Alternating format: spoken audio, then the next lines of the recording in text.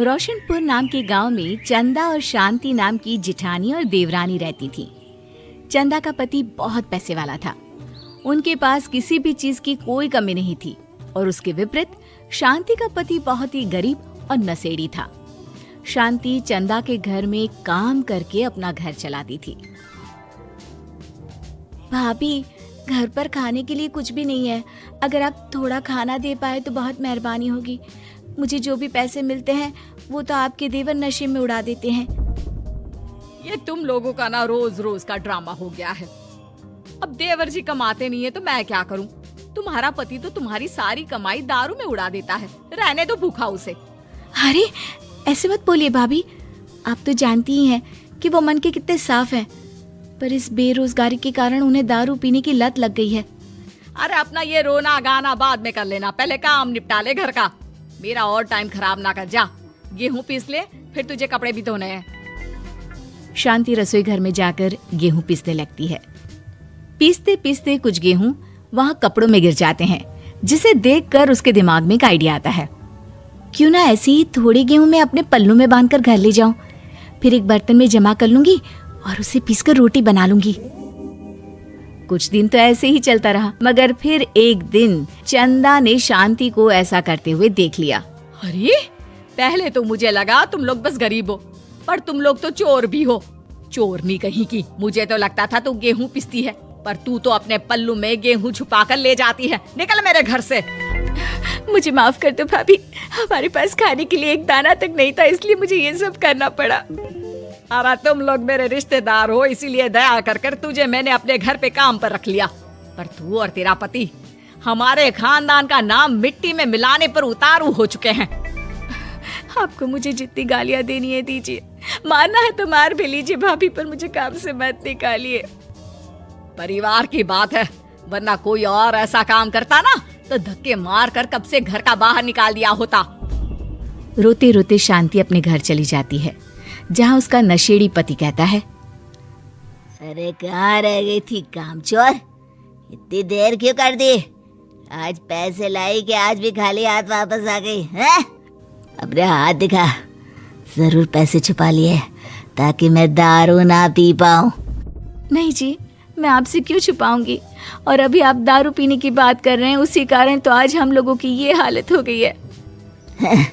किसी काम की नहीं है तू, बिना मार खाए समझेगी नहीं। रख, अभी तेरे होश ठिकाने लगाता हूँ। रामलाल शांति को बहुत मारता है। शांति का मन दुखी हो जाता है और वो गांव के तालाब के पास के एक पेड़ के नीचे बैठकर फूट फूट कर रोने लगती है। मैंने कभी किसी का बुरा नहीं किया, फिर भी भगवान मेरे साथ ऐसा क्यों कर रहा है? मैं तो रामलाल जी की फिक्र करती हूँ, फिर भी उन्होंने मुझे इतना मारा। तभी उसे एक आवाज सुनाई देती है, रोने की कोई जरूरत नहीं है बेटी, चिंता क्यों करती हो? ये आवाज कहाँ से आ रही है? शांति अपने आसपास देखती है, उसे कोई नहीं दिखता। वो ऊपर देखती है, जहाँ उसे एक छोटी सी परी दिखती है। आप कौन है? आप तो कोई परी लगती हैं। हाँ बेटी, मैं इसी पेड़ पर रहती हूँ। मैंने तुम्हारी सारी बात सुनी, अब तुम्हें फिक्र करने की कोई जरूरत नहीं। अपनी आंखें बंद करो।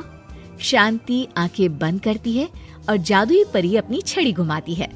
उसकी छड़ी घुमाते ही पेड़ के सारे पत्ते सुनहरे रंग के हो जाते हैं। परी उनमें से एक पत्ता तोड़ लेती है और फिर से अपनी छड़ी घुमाती है, जिसके कारण सारे पत्ते पहले की तरह साधारण से दिखने लगते हैं। आंखें खोलो बेटा। लो, इस पत्ते को ले जाकर अपने तकिए के नीचे रख देना। ये तो एक साधारण पत्ता है, इससे क्या होगा?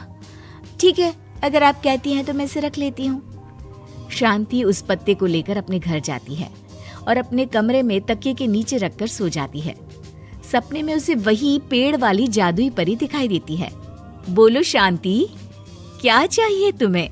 मैं चाहती हूँ हम बहुत अमीर हो जाए और मेरे पति नशा करना छोड़ दें, उन्हें कोई काम भी मिल जाए। कल जब तुम सुबह नींद से जागोगी, तुम्हारी इच्छा पूरी हो गई होगी। अगली सुबह शांति नींद से जागती है, अपने आसपास का नजारा देखकर चौंक जाती है। उसके बिस्तर पर चारों तरफ सोने चांदी रखे हुए थे। हे भगवान, कहीं मैं सपना तो नहीं देख रही? इतना सारा सोना, वो भी मुझ गरीब के पास। रामलाल जी को बताती हूँ, वो बहुत खुश होंगे। शांति जैसे ही कमरे के बाहर जाती है, वो देखती है कि रामलाल सूट बूट पहने काम के लिए बाहर जा रहा होता है। मुझे शहर में एक नौकरी मिल गई है शांति, मुझे आने में देर हो जाएगी, घर का ध्यान रखना। और इस तरह शांति बहुत अच्छा जीवन बिताने लगती है। उसके पास अब किसी भी चीज की कमी नहीं रह जाती। रातों रात शांति के पास आए इतने पैसों को देखकर उसकी जिठानी उससे पूछती है, अरे क्यों रे शांति, कहीं बड़ा हाथ मारा है क्या? अचानक तुम लोगों के पास इतना पैसा कैसे आ गया? नहीं भाभी, ये सब तो जादुई परी के दिए हुए पत्ते का कमाल है। शांति जादुई पत्ते के बारे में सारी बात चंदा को बताती है, जिसे सुनकर चंदा के मन में लालच आ जाता है और वो झूठ मूठ रोते हुए उसी पेड़ के नीचे जाती है जहाँ उसकी रोने की आवाज सुनकर जादुई परी कहती है, क्या हुआ बेटा, क्यों रो रही हो? मैं बहुत गरीब हूँ, मेरे पति मुझे बहुत मारते हैं, अब मैं जीना नहीं चाहती। चिंता मत करो बेटा, अपनी आंखें बंद करो। जादुई परी चंदा को भी उसी पेड़ का एक पत्ता देती है और तकिए के नीचे रखने को कहती है। चंदा उस पत्ते को लाकर अपने तकिए के नीचे रख लेती है और अगली सुबह जब उठती है तो उसके कमरे में चारों तरफ सांप बिच्छू रहते हैं।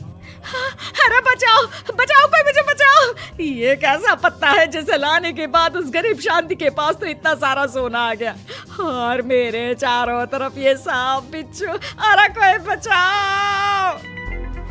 चंदा अपनी जान बचाती हुई शांति के पास जाती है। चलिए भाभी, मुझे लगता है आपके घर में सांप बिच्छू को बस जादुई परी ही हटा सकती है। दोनों मिलकर जादुई परी के पास जाते हैं। ये सब तुम्हारे बुरे इरादों का नतीजा है चंदा। तुम झूठ मूठ बस पैसे के लालच के कारण यहाँ आकर रो रही थी, इसीलिए तुम्हें जादुई पत्ते ने उसकी सजा दी। अरे मुझे माफ कर दीजिए जादुई परी, मेरे मन में लालच आ गया था। अरे शांति, तुम भी मुझे माफ कर दो, मैंने तुम्हारे साथ बहुत गलत किया है, फिर भी तुम मेरी मदद के लिए आई। चंदा को अपनी गलती का एहसास हो जाता है, इसलिए जादुई परी उसके घर से सारे सांप बिच्छू को गायब कर देती है। चंदा और शांति आपस में मिलजुल कर रहने लगती हैं।